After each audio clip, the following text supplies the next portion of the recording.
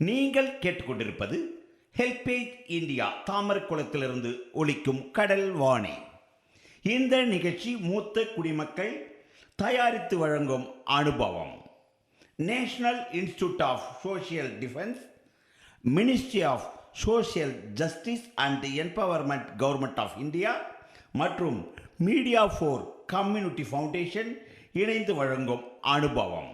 நிகழ்ச்சியின் கருத்தாக்கம் doctor R Sridho, principal coordinator திரு Alok Verma, project coordinators miss Kausalya, miss Sai Sudha மற்றும் மிஸ் பூஜா முரடா.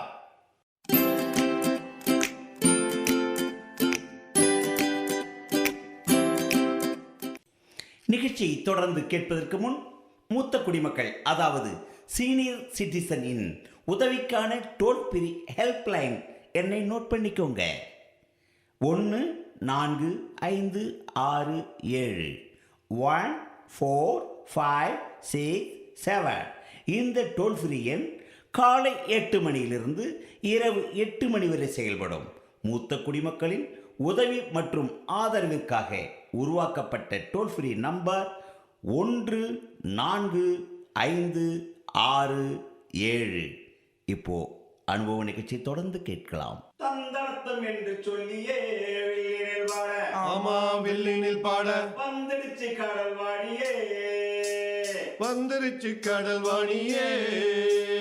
நல்ல நல்ல கருத்துக்களை நாங்களும் தினமும் பாட, நாங்களும் தினமும் பாட, நல்ல நல்ல கருத்துக்களை நாங்களும் தினமும் பாட, நாங்களும் தினமும் பாட, சொல்ல வந்த கருத்துக்களை நீங்களும் தினமும் கேட்க, நீங்களும் தினமும் கேட்க, சொல்ல வந்த கருத்துக்களை நீங்களும் தினமும் கேட்க, நீங்களும் தினமும் கேட்க. வந்துடுச்சு கடல் வாணியே, வந்துருச்சு கடல் வாணியே.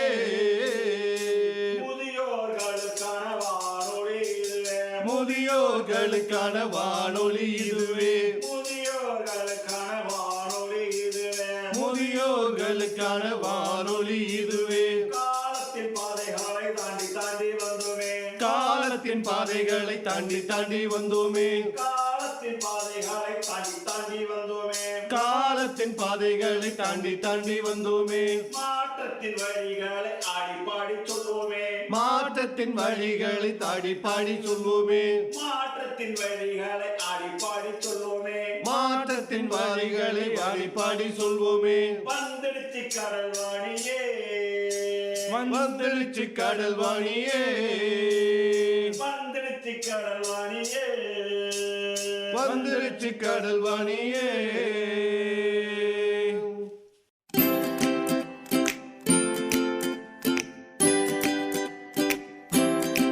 இன்றைய நிகழ்ச்சியில் பங்கு பெறுவோர் திருமதி பூங்காவனம் பழனிசாமி மற்றும் குழந்தை பாண்டியன். பூங்காவனம் தான் வளர்ந்த கடலூர் பற்றிய அனுபவங்களை உங்களுடன் பகிர்ந்து கொள்கிறார். கேட்டு இன்புறுவோம். என் பேர் பூங்காவனம். நான் தாமரக்குளத்தில் முதியோர் இல்லத்தில் இருக்கின்றேன். அது நாங்கள் எல்லாம் சந்தோஷமாக தாங்க இருக்கிறோம். அதை பற்றி ஒன்றும் கவலை இல்லை. எங்களுக்கு எல்லா பாதுகாப்பும் பண்ணுறாங்க. ஆனால் நான் கஷ்டப்படும் போது என்னுடைய நானாக இங்கே சேரணுன்றது எண்ணத்தை வச்சு நான் இங்கே சேர்ந்துட்டேன். நான் இங்கே தான் இருப்பேன்றதுனால பிள்ளைங்கிட்ட மன விருப்பத்தினால நான் சொல்லிவிட்டு இங்கே இருந்துட்டுங்க. அதிலேருந்து நான் இருக்கும்போது இங்கே ரேடியோ மூலியமாக எனக்கு இங்கே இந்த பேச்சு எடுக்கிறாங்க. அது வணக்கம் சார். எங்கள் அம்மா சின்ன வயசில் எனக்கு ஒரு பாட்டு சொல்லி கொடுத்தாங்க. அந்த பாட்டு குழந்தைங்களுக்காக பயன்படுத்திக்கோ, நீ படித்தாலும் மட்டும் போகாது, நீ பாட்டும் கற்றுக்கணும்னு சொல்லி பாட்டு சொல்லி கொடுத்தாங்க. அந்த பாட்டு ஆராரோ ஹரிரரோ கண்ணுரங்கு அம்மாவே, யாரடிச்சா யாரடிச்சா அழுகின்ற கண்ணுரங்கு அம்மாவே, மாம அடிச்சாரோ அம்மாவே மல்லிகைப்பூ சென்றாள, அத்தை அடிச்சாங்க அள்ளி பூவால கண்ணுரங்கு அம்மாவே. நிகழ்ச்சியை தொடர்ந்து கேட்பதற்கு முன் மூத்த குடிமக்கள் அதாவது சீனியர் சிட்டிசனின் உதவிக்கான டோல் ஃப்ரீ ஹெல்ப்லைன் எண்ணை நோட் பண்ணிக்கோங்க. 1456 14567. இந்த டோல் ஃப்ரீ எண் காலை 8 மணியிலிருந்து இரவு 8 மணி வரை செயல்படும். மூத்த குடிமக்களின் உதவி மற்றும் ஆதரவிற்காக உருவாக்கப்பட்ட டோல் ஃப்ரீ நம்பர் 1456. இப்போ அனுபவ நிகழ்ச்சி தொடர்ந்து கேட்கலாம்.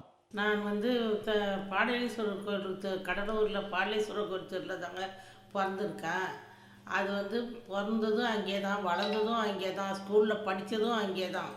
ஏற்ற மாதிரி குருகுல பள்ளிக்கூடம்னு இருக்கும், அங்கே தான் படித்தேன். போக போக அது வந்து 10th வரையிலையும் +2 வரையிலையும் இருந்தது. நான் 10th வரையிலையும் படித்தேன். 19 வயசில் கல்யாணம் ஆயிடுச்சு. கல்யாணம் ஆனதும் 19 வயசில் இருந்த குடும்பத்தை பார்த்தை எடுத்துக்கணும். அந்த குடும்ப பார்த்தை எடுத்துக்கின்னு பசங்களாகிடுது. பசங்க ஆன உடனே அதுக்கு வளர்ந்து படித்து வளர்ந்து அதுங்க கல்யாணம் பண்ணி கொடுத்துட்டோம். எல்லாத்தையுமே கல்யாணம் பண்ணி 6 பிள்ளைங்களுக்கும் கல்யாணம் பண்ணி கொடுத்துட்டோம். அப்போ அது வரையிலும் எங்கள் வீட்டுக்காரர் இருந்து எல்லாம் செய்தார். எல்லா பிள்ளைங்களையெல்லாம் எல்லாத்தையும் நல்ல முறையாக பார்த்தாரு. பண்ணிக்கணும் எல்லாம் செய்தோம். அவர் ஆகஸ்ட் 13ஆம் தேதி 2000 வருஷத்தில் அவர் இறந்தார். என்னை வந்து இங்கே கொண்டாந்து சேர்த்துது.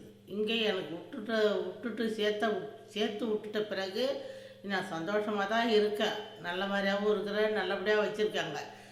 இருந்தாலும் என்னுடைய வாழ்ந்த நினைவை நினச்சி பார்த்தா நான் பாடலீஸ்வரர் கோயில் தெருவில் வாழ்ந்தது எல்லாம் நல்லா சந்தோஷமாக தாய் தங்க அக்கா தங்கச்சி போல தான் நாங்கள் இருந்தோம். அந்த பாடலீஸ்வரர் கோயில் திருவிழாவிலப்பா எங்கள் வீட்டில் எல்லா ஜனமும் வந்துன்னு போய்கின்னு இருப்பாங்க. அந்த திருவிழா முடிகிற வரையும் வருவாங்க போவாங்க. எல்லாம் நல்லது கெட்டதெல்லாம் செய்வோம். எல்லாம் நல்ல மாதிரியாக இருந்தோம். நான் வந்து டீச்சராகவும் இருந்தேன். பெரியாஸ்பத்திரியில் அட்டெண்டராக இருந்தேன். அதோட பரங்கிப்பேட்டில் குடும்ப செக்ஷனில் இருந்தேன். இவ்வளவும் இருந்தேன். சத்துணவு டீச்சராகவும் இருந்தேன். எல்லாத்துக்கும் காரணம் எங்கள் வீட்டுக்காரர் இதெல்லாம் போகக்கூடாது, வரக்கூடாது, பிள்ளைங்களாகிடுது, அதனால் போகக்கூடாதுன்னு சொல்லி என்னை திட்டம் பண்ணி வீட்டிலே வச்சுருந்துட்டாங்க. சரி, நான் எல்லாத்தையும் அனுபவிச்சிருந்தேன். எவ்வளோ வாழ்க்கையில் எவ்வளோ கஷ்டப்பட்டு எல்லா துன்பத்துயரத்தையும் கஷ்டப்பட்டு அந்த 6 பிள்ளைங்களையும் வளர்த்தோம். கடலூர் வந்து பாடலீஸ்வரர் கோயில் தெருவுனாலே எதுவும் ஒரு வெள்ளம் வராது, மழை வந்தாலும் தண்ணி நிற்காது. ஒரு அப்படியே ஃபேமஸாக நல்லா ஒரு ஜனங்க போக்குவரத்து எல்லாமே இருக்கும். ஒரு திருக்குளம்னு ஒன்று இருக்குது. அந்த திருக்குளத்தில் வெள்ளம் வர போகுதுனாலே அது வந்து கொப்பளிக்கும். அந்த தண்ணி கொப்பளிக்கும் போதே அறிக்கை பண்ணுற மாதிரி இருக்கும். அந்த அறிக்கை பண்ணும்போது அந்த வெள்ளம் வரப்போகுது, தண்ணி வரப்போகுதுங்கன்னு அப்படி எங்கே பார்த்தாலும் வந்தாலும் வருமே தவிர அந்த தெருவை மட்டும் வராது தண்ணி. அந்த தெருவுலேயும் வராது. அந்த வெள்ளம் இதை காணவும் முடியாது. அந்த அளவுக்கு நல்ல ஃபேமஸாக இருந்தது அந்த தெரு. அதோட திரும்ப வந்து சுகுணாஞ்சாலில் வரும், ஓட்டியில் வரும், அங்கே வரும், வீணாக போயிடுது, கேபிள் மலைக்கு போயிட்டாங்க எல்லா ஜனமுன்னு சொல்லி நாங்களே சாப்பாடெலாம் செய்து அண்டாவில் கொட்டி எடுத்துன்னு போய் காப்பி எடுத்துன்னு போய் கேனில் எல்லா ஜனங்களுக்கும் கொடுப்போம். எல்லாம் அந்த மாதிரிலாம் ஒரு ஃபேமஸான குடும்பம். எங்கள் குடும்பமும் நல்லா வாழ்ந்த குடும்பம் தான். அப்போ இருந்தது வந்து பழைய மனிதர்களாக இருந்தாங்க. நல்லா பேச கொள்ள ஒரு இப்படி தான் செய்யணும், குடும்பம் இப்படி தான் பண்ணணும், 10 ரூபா கொடுத்தாலும் 2 ரூபா எடுத்து வைக்கணும், 5 ரூபா கொடுத்தாலும் 1 ரூபாய் எடுத்து வைக்கணும், இப்படி பண்ணால் தான் பின்னாடி உனக்கு ஒரு உதவியாக இருக்கும், நீ எல்லாத்தையும் செலவு பண்ணிட்டீங்கன்னா குடும்ப வாழ்க்கையை பார்க்க முடியாது, கடைசி பின்னால் உனக்கு ஒன்றும் இருக்காதுன்னு கூட சொல்லுவாங்க. நான் அதை பற்றி நான் கவலைப்படாமல் தாராளமாக செலவு பண்ணுவேன்.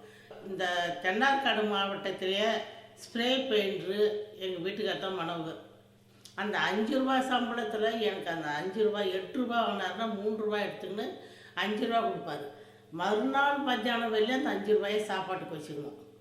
அந்த 5 ரூபா அப்போ வந்து பெரியப்படி அரிசி வந்து 15 14 3/4 ரூபா இப்படி விற்றுது. அப்படி விற்கும்போது அது வாங்கிட்டு வந்து பெரியப்படி அரிசி வாங்கிட்டு வந்தால் சின்னப்படி அரிசி போட்டு சாப்பாடு செய்வேன், சின்னப்படி அரிசி மறுநாள் வச்சுக்குவோம். அப்படி குடும்பம் பண்ணோம். இப்போ 50 ரூபா கொடுத்தாலும் பத்தாது, 100 ரூபா கொடுத்தாலும் பத்தாது, 200 கொடுத்தாலும் பத்தாது. இப்பனுடைய சூழ்நிலைமை இப்படி. மற்றபடி வந்து இந்த வடலூருக்கு போகணுன்னா ஜனங்க தைப்பூசத்துக்கு தை மாதம் நம்ம பாடலீஸ்வரர்லாண்ட வந்து நின்று தான் அங்கே போகுங்க, நடந்தே போகுங்க. அது ஒரு நல்லா ஜாலியாக இருக்கும். அவங்களுக்கு மோர் கொடுக்கவும், தண்ணி காலில் ஊற்றவும், வெந்நீர் சுட சுட போகிறாங்களேன்னு தண்ணி பைஸ் தண்ணி மட்டும் ஊற்றுவோம், மோர் கொடுப்போம். எல்லாம் சாப்பிட்டுட்டு வடலூருக்கு போவாங்க. அதெல்லாம் ஜனம் அதெல்லாம் எந்த நாள்லேயும் பாலேஸ்வரம் கோயில் தெருவில் கூட்டம் இல்லாத இருக்காது. ட்ராமா, இது மீட்டிங்கு எல்லாமே ஒரு நடக்கும் அந்த இடத்து மண்டபத்திலேயே. நல்லா ஒரு கோயில் திருவிழான்னா கூத்து, டிவி எல்லாமே போடுவாங்க. எல்லாம் ஜனங்கள்லாம் நல்லா நிறைய என்னென்ன ஒரு ஜனம்லாம் வருங்க. அது நல்லா ஒரு ஜாலியாக இருக்கும்.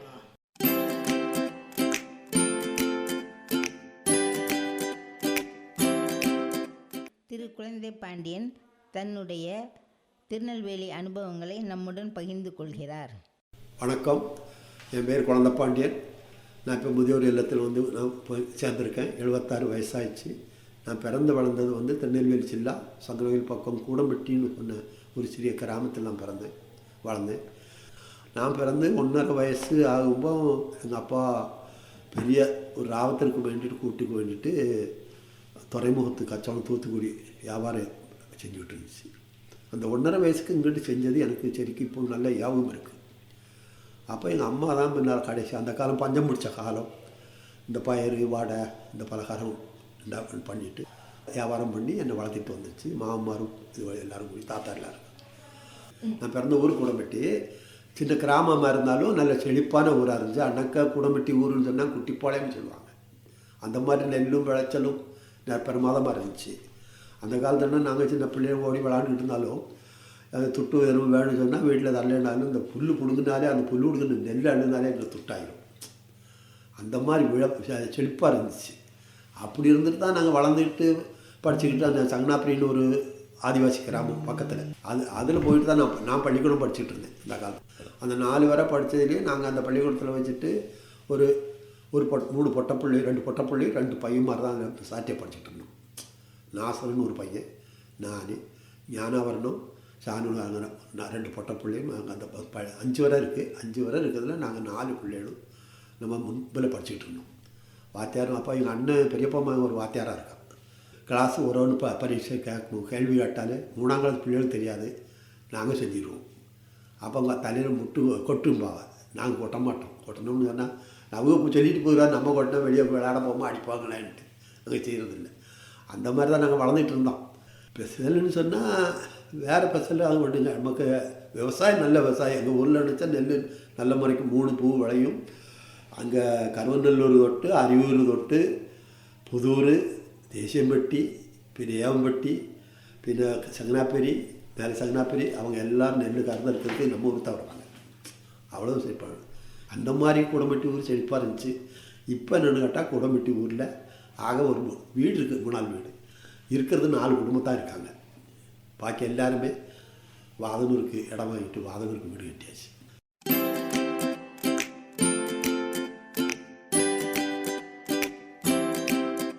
இறுதியாக இன்றைய நிகழ்ச்சியில் திரு பழனிசாமி அவர்கள் 25 வருடங்களாக அவர் செய்த காய்கறி வியாபாரம் பற்றிய அனுபவங்களை நம்முடன் பகிர்ந்து கொள்கிறார்.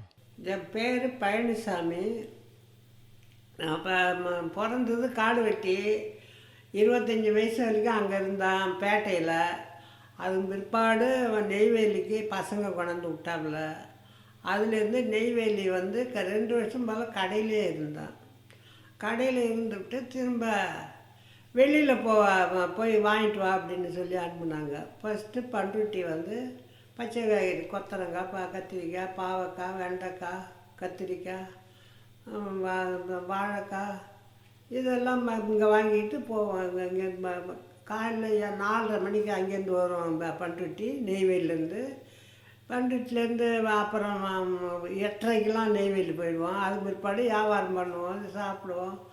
2 வருஷம் அந்தமாரி இருந்தால் அப்புறமா வெளியில் தலைவாசல், வாழைப்பாடி, ஆத்தூர், அயோத்தியப்பட்டினம் எல்லா ஊருக்கும் போயிருக்கேன். எல்லா ஊரும் தண்ணிப்பட்ட பாடு எனக்கு.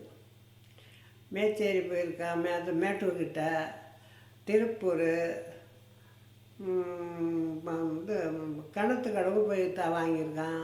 கிணத்துக்கடவு, அப்புறம் பழனி, ஒட்டஞ்சத்திரம், திண்டுக்கல், கத்தலகுண்டு தேனிலேயே போய் வெங்காயம் 18 மூட்டை வாங்கியிருக்கேன். 1.25 ரூபா இல்லை ஏலம் எடுத்து அப்படி வாங்கியிருக்கேன். அப்புறம் ஆண்டிப்பட்டி போய் அங்கே போய் வாங்கியிருக்கேன் 2 வருஷம். அங்கேயும் காய்கறி எல்லாம் என்னென்ன வேணுமோ தக்காளி எல்லாம் ஏலம் எடுக்குது. தக்காளி, வெங்காயம், பச்சை மிளகா, கத்திரிக்காய், பாவக்காய், வெண்டைக்காய், அவரைக்காய் எல்லா பொருளும் ஏலத்தில் எடுக்கலாம். தேங்காயிலேருந்து மல்லி, புதினா எல்லாமே அங்கே வாங்கலாம். பச்சை மல்லி எல்லாம் வாங்கலாம். ஒரு கத்தை 6 ரூபா, அது 75 காசு 60 காசுன்னு வாங்கலாம். மல்லி பெரிய கத்தை அப்படிலாம் வாங்கி அந்த வியாபாரம் பண்ணிருக்க நெய்வேலியில். அதே மாதிரி திருப்பூர் சீசனுக்கு ஆவணி மாதத்துலேருந்து திருப்பூர் வியாபாரம். திருப்பூரில் பல்லாரி அப்போது எல்லாமும் வாங்கலாம். திருப்பூரில் எல்லா பொருளும் வாங்கலாம். தாய் தந்தை தவிர பாக்கி எல்லா பொருளும் வாங்கலாம். என்னென்ன உபயோகப்படுத்தணுமோ எல்லா பொருளும் திருப்பூரில் வாங்கலாம். கத்திரிக்காயெல்லாம் காயை கொட்டி தான் பார்க்கணும். நாங்கள் கனமாக வாங்குறது, நீங்கள் சில்லறையில் வாங்குறது. நாங்கள் கனமாக வாங்குவோம்ல, மூட்டைக்காரங்களை வாங்குறது. மூட்டையை கொட்டி பார்த்து தான் கிண்டி விட்டு அப்படி பார்த்து வாங்குவோம். அப்புறம் அது நல்லா இருந்தால் ஏழு இல்லைன்னா எடுக்க மாட்டோம். தக்காளி அந்தமாரி 2-3 புட்டி கீழே வேறு புட்டியில் கொட்டி பார்த்து உடசில் இருக்கா என்ன இருக்குன்னு பார்த்து அப்புறமா வாங்குவோம். பொடியாக இருக்கும். அடியில் பெரிய தக்காளி போடுவாங்க, அது மேலே சின்ன தக்காளி போடுவாங்க, அது மேலே பெரிய தக்காளி அப்படியெல்லாம் பண்ணுவாங்க. பெரிய கூடையில் நாங்கள் அதெல்லாம் வேறு கூடையில் கொட்டி தான் இது இப்போ பொடியாக இருக்கும், சத்தையாக இருக்கும், அப்படி இப்படின்னு நாங்கள் கொட்டி தான் பார்த்து வாங்குவோம்.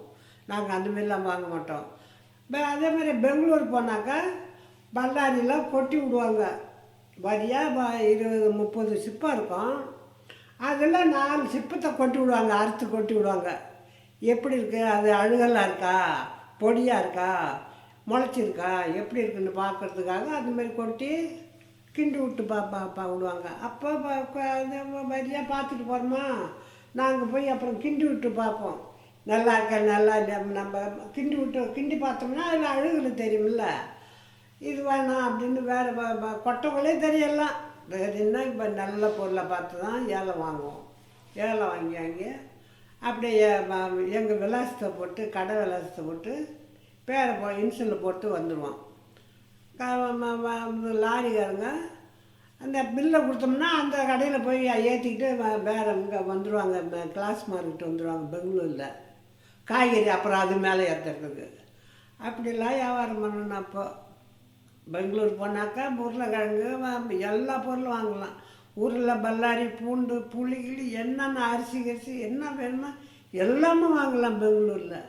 அப்பிய மாதத்துலலாம் கொஞ்சம் காய்கறி கம்மியாக இருக்கும். கார்த்திகை மார்கழி அப்பிய மாதத்துலேருந்து அப்பியம் கார்த்திகை 2 மார்கழி 3 மாதத்துக்கும். ஏன்னா மழை அதிகமாக பெய்யுதில்ல, அதில் பேஞ்சு செடி அழுவல் கொடுத்துரும். அதில் 1-2 தான் வரும். அப்போ தான் அந்த 3 மாதம் விலை அதிகமாக இருக்கும். எந்த பொருளும் விலை அதிகமாக இருக்கும். அப்புறமா தான் மார்கழி மாதம் மழை விட்ட பிற்பாடு செடி வச்சு அதில் காய்ச்சி வந்தால் தான் அது காய்கறி நல்லா இருக்கும், தெளிவாகவும் இருக்கும், நஷ்டமாகவே இருக்கும். பாக்கி இதில் பாதி நஷ்டமாகவும். இதெல்லாம் காய்கறி தொழிலாம், காய்கறியை தொழில் செஞ்சால் நல்ல காசு. அந்த அளவுக்கு வீணாக போயிடும் காய்கறி, அழுவல் கொடுத்துரும். அதனால் தக்காளி மழை பெஞ்சால் வீணாக போயிடும். ஊரிலேருந்து ஊரில் நாற்றத்தை இப்போ பார்க்க முடியாது, கொட்டுனா கொலன்னு. ஐயோ இப்போ காலிஃப்ளவர் அதுக்கு மேலே அந்த வெள்ளாமை காய்கறி தொழில் செய்கிறவங்க அதெல்லாம் இப்போ அழுவாத இருந்தாக்கா அவனோட கோடீஸ்வரன் யாரும் கிடையாது, அப்படி இருக்கும். அதனால் இப்போ மழை பெஞ்சாலே எல்லாமே பொருளுக்கு நஷ்டமாக தான் ஆகும். அதில் வச்சு விற்றுக்க வேண்டியதான். அதை எப்படியும் ஒரு 3000 ரூபாய்க்கு வாங்குறேன்னா அதில் 1500 போயிடும். பாய்க்கு 1500 தான் முதல்ல இருக்கும். அப்படி தான் வியாபாரம் பண்ணும். அப்புறமா காய்கறி தெளிவாக இருந்துச்சுன்னா 5 ரூபாய்க்கு வாங்கிட்டு வந்து 25 ரூபாய்க்கு விற்கலாம். அது ஒரு நேரம் 2 மாதத்துக்கு அப்படிலாம் நாங்கள் வியாபாரம் பண்ணோம்.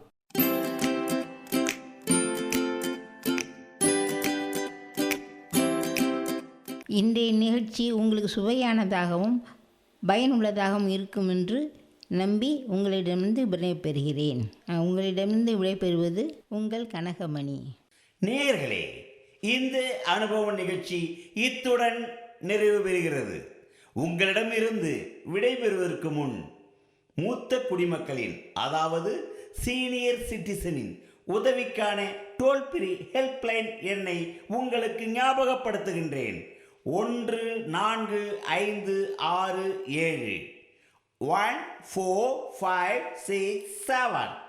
இந்த டோல் ஃப்ரீ எண் காலை 8 மணியிலிருந்து இரவு 8 மணி வரை செயல்படும். மூத்த குடிமக்களின் உதவி மற்றும் ஆதரவிற்காக உருவாக்கப்பட்ட டோல் ஃப்ரீ நம்பர் 145667 14567. மீண்டும் அடுத்த அனுபவ நிகழ்ச்சியில் சந்திப்போம். நன்றி, வணக்கம்.